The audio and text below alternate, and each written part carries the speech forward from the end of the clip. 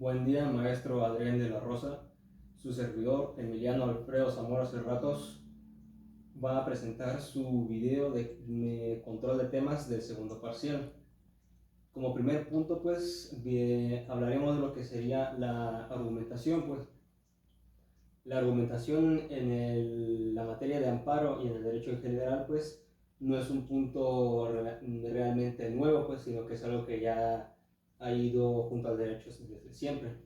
Pero por tener eso en cuenta, pues no significa que sea menos importante, pues, ya que en un juicio, o mejor dicho, en una audiencia, uno simplemente no puede exponer o comentar lo que uno considere y esperar a que eso baste para que pues dicte sentencia a favor de uno.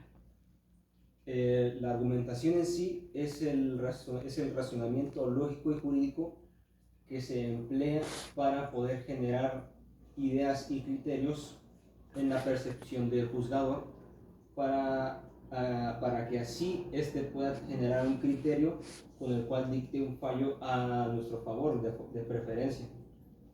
Para poder reformular un argumento, pues son necesarios dos puntos o dos elementos en sí. El primero sería que uno debe poder saber escuchar. Con esto nos referimos a poder entender o comprender lo que quiere decir la parte contraria en sus argumentos y en lo que presenta, y también sobre los criterios y posturas que tiene el juzgador. En base a estos puntos y con nuestro razonamiento podremos generar contraargumentos.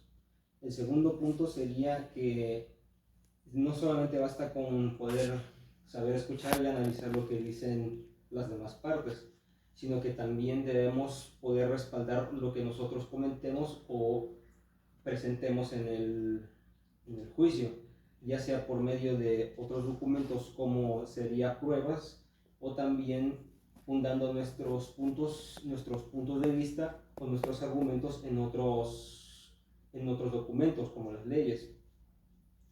Partiendo desde el punto del argumento, pues esto se relaciona con lo que sería el concepto de violación. El concepto de violación en sí, como mencioné, se relaciona con el argumento, ya que es un razonamiento lógico y jurídico con el cual se busca hacer ver o exponer un acto de autoridad u omisión que terminó vulnerando las garantías. En sí, este punto necesita de ciertos requisitos para poder darse o llevarse a cabo. Primero se necesita de una garantía, ya que en sí el juicio de amparo pues se da porque el quejoso ejerció una acción, ya que un acto de autoridad terminó vulnerando sus derechos o sus garantías, mejor dicho. El segundo punto sería que el quejoso, quien promueva la acción, sea el mismo titular del derecho. O sea, que el acto que reclama pues sea un asunto suyo, ya que en el juicio de amparo no puede llevarse a cabo de forma oficiosa, sino que es la misma persona, o sea, el quejoso, quien debe de promover el acto.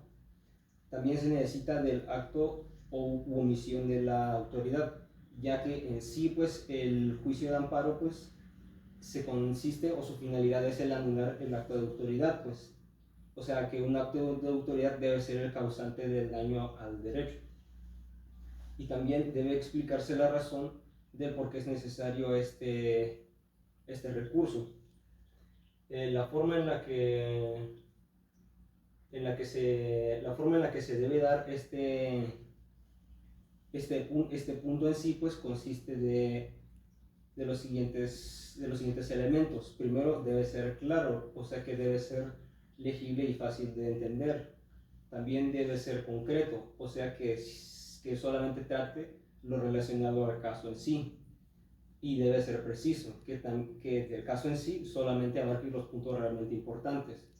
También debe ser convincente, o sea que debe demostrarse el por qué es necesario y por qué esta acción termina siendo justa. Y todo esto debe darse de una manera contundente para poder llegar al resultado esperado o que tenga ese efecto. Otros elementos que también conforman este punto sería lo que sería el argumento, que sería la explicación del caso en sí, la lógica, que significaría basarse en argumentos sencillos y coherentes, la finalidad, que sería el motivo por el cual se ejerce la acción en sí, y exponer también el acto de la autoridad que terminó vulnerando el derecho. Después de este punto saltamos a los actos reclamados. El acto reclamado en sí consiste al hecho o al caso, a la acción, por decirlo de alguna manera, que fue el que terminó causando la vulneración al derecho, o que es la razón por la que el quejoso termina ejerciendo la acción para solicitar el juicio de amparo. Junto al acto reclamado vienen lo que serían los hechos, que son ya en sí los datos y la información necesaria que gira en torno alrededor del acto. Después de este punto saltamos a lo que sería el informe justificado. El informe justificado se lleva a cabo por las autoridades responsables. Las autoridades responsables en sí son aquellas autoridades que tienen la capacidad o la autoridad para poder ejercer y poder dictar actos de autoridad. El informe justificado consiste en, como bien dice, en un informe obligatorio por parte de la autoridad, en el cual se busca probar la validez del acto que reclama el quejoso. En sí, el informe se compone de la siguiente manera. Primero debe mencionar si el acto que reclama el quejoso es cierto o no, o mejor dicho, que si existe o no, pues que si el acto que reclama lo llevó a cabo la autoridad. Si la autoridad reconoce que sí existe, debe argumentar el por qué el acto que realizó no daña las garantías y por qué sí es constitucional. En caso de que no exista, simplemente debe mencionar esto. También existe un punto que puede usar la autoridad, que consiste en causas de improcedencia, que son argumentos en los cuales la autoridad menciona el por qué la acción del quejoso o el acto que reclama no es válido. Un pequeño ejemplo sería que el quejoso reclama un acto que ya fue visto en el mismo juicio de amparo y es dictó sentencia, por lo que ya no puede, aunque haya dañado las garantías, pues ya no puede volver a ser solicitado ese recurso. De este punto partimos a lo que sería el agravio. El agravio, al igual que los conceptos de violación, se encuentran relacionados en sí, mientras que el concepto de violación consiste en exponer o presentar el acto de autoridad que terminó vulnerando el derecho. El agravio, pues, consistiría en el razonamiento lógico y jurídico en el cual se busca exponer que la autoridad hizo mala interpretación del derecho del quejoso. Después del agravio sigue la sentencia. La sentencia en sí consiste en la etapa final del juicio, donde el juez termina dictando fallo, y también sería en el que se determina la sentencia, pues, y cuál sería la sentencia en sí, pues, y cuáles serían sus efectos. La sentencia se compone de 3 partes, la cual sería resultandos, la cual sería un breve resumen del juicio en sí, pues, de cómo se llevó a cabo. Considerandos, donde se explica o donde se encuentra plasmado la acción del quejoso y la posición de las autoridades en contra de esta acción. Y luego también está el punto resolutivo, donde ya se expone al final, pues, la decisión tomada por el juez, o sea, el fallo, y también se explica el criterio que éste tuvo para poder dictar sentencia final. Al final también existe los tipos de sentencia que existen. Existen tres tipos de sentencia. La primera sería sobreseimiento, la cual consiste en la sentencia, bueno, no es una sentencia, consiste en el momento en el momento o la situación en la que no se lleva a cabo el juicio de amparo, debido a que el quejoso nunca ejerció la acción para solicitar este recurso. Como nunca se solicitó y nunca se llevó a cabo, se consideró que el quejoso decidió no usar su derecho o simplemente no le interesó. Pues. En el segundo punto de lo que se niega, consiste en, ahora sí, el quejoso ejerce la acción y se lleva a cabo el juicio de amparo. Pero en este punto se determina que la acción o el acto reclamado no es inconstitucional, por lo que no vulnera los derechos del quejoso. Y luego también está la que ampara, la sentencia que ampara.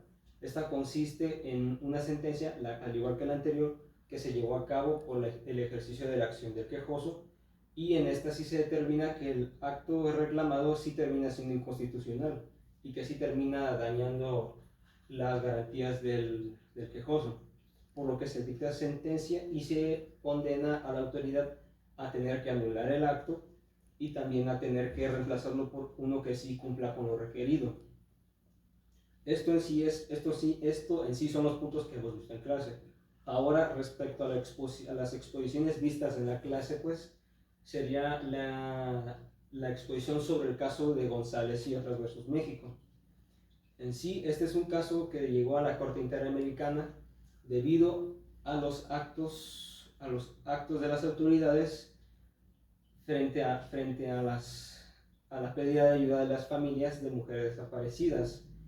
El caso en sí consiste en que tres mujeres, junto con las otras que ya se han ido acumulando, las denuncias que se han acumulado a lo largo del tiempo, tres mujeres terminan desaparecidas en un tiempo cercano.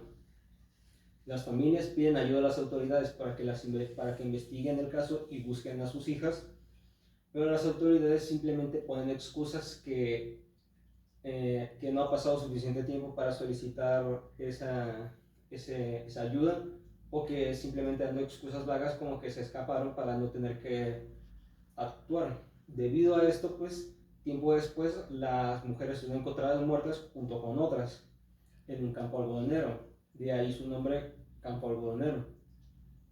Debido a esto, pues, las familias fueron apelando a recursos para poder exigir justicia y simplemente se los negaron o ponían contras para poder librarse de ellos, hasta que llegó la Corte Interamericana.